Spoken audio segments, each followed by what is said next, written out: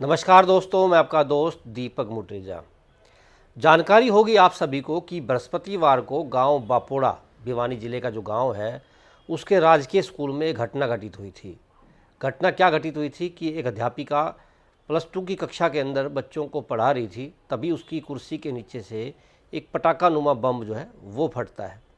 पटाखा नुमा बम इतनी ज़ोर से फटता है कि कुर्सी भी टूट जाती है और अध्यापिका का दिल दहल जाता है।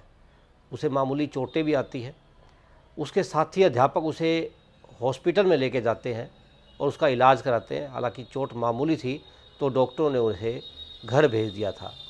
उस घटनाक्रम के अंदर क्या हुआ कि जब अध्यापकों ने उस मामले की जांच की, गांव के लोग भी वहां पर पहुंचे, गांव के लोगों ने भी जांच की, तो ऐसा लग रहा था कि कुछ शरारती तत्वों ने ऐसा किया है।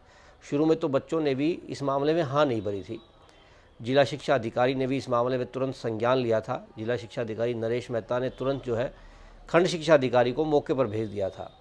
पुलिस भी मौके पर पहुंची थी। हालांकि पुलिस ने भी उस दिन अपना एक प्रेस नोट जारी कर दिया था कि वो टाइम बॉम्ब नहीं था, वो एक पटाखा नुमा बॉम्ब था और शरारती तत्वों ने ऐसा किया, ऐसा लग भी रहा था। लेकिन क्या घटना घटित हुई, आज जिला शिक्षा अधिकारी ने इस मामले का पट्टाक्षेप किया है। हम आपको परत दर परत इस मामले की जानकारी दे रहे हैं कि क्या हुआ था उस दिन।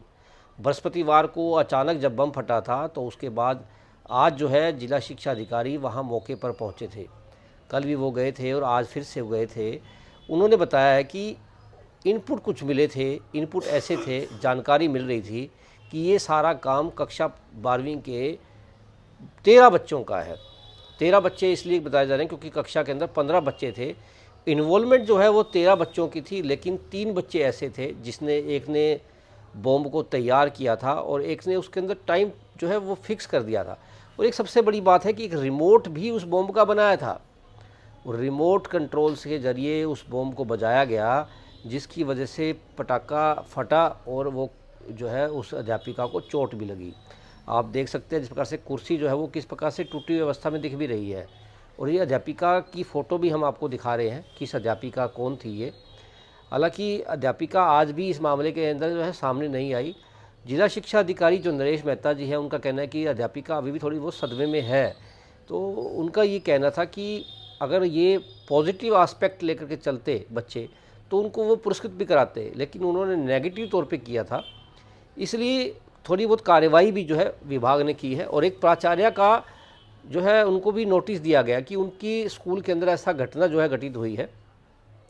जिला शिक्षा अधिकारी जो नरेश मेहता जी हैं, उन्होंने बताया है कि 7 दिन के लिए उन बच्चों को सज़ा भी दी है, रेस्टिगेट जो है वो किया गया है, ताकि बच्चों को लगे भी सही कि उन्होंने कितनी बड़ी घटना को अंजाम दिया है। इस घटना से कुछ बड़ा हादसा भी हो सकता था। हालांकि ग्रामीणों ने और बच्चों के माता पिता ने क्षमा जो है वो मांगी है और जो अध्यापिका है उसने भी बच्चों को एक तरह से माफ़ जैसा ही किया है। हालांकि बच्चों को 7 दिन के लिए रेस्टिगेट करने के आदेश जो हैं वो भी किए गए हैं।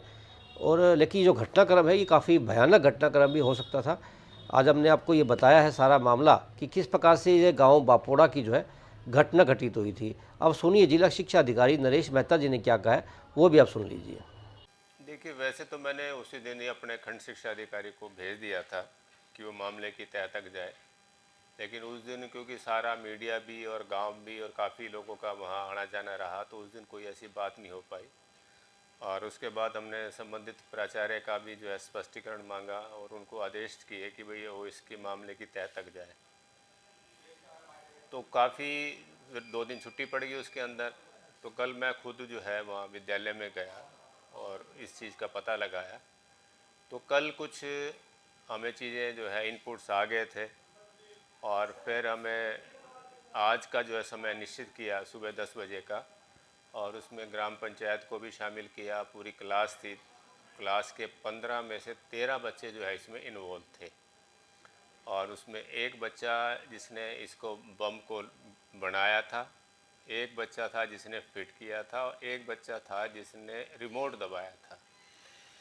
तो उनके सभी के माता पिता भी जो है आज हाजिर थे मौके के ऊपर और सारे वो शर्मिंदा थे।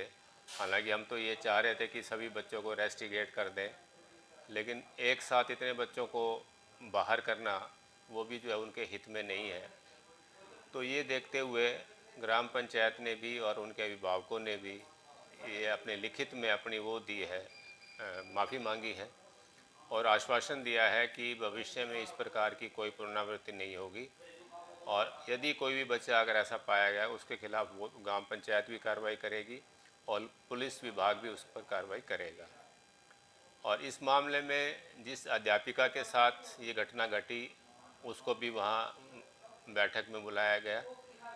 उन्होंने भी अपनी सहमति ये जताई कि भाई बच्चों को भविष्य को देखते हुए बात को आगे ना रखा जाए, लेकिन इनको कम से कम जो है 7 दिन के लिए रेस्ट्रिकेट कर दिया जाए ताकि इनको जो है एहसास रहे कि इन लोगों ने गलत किया है।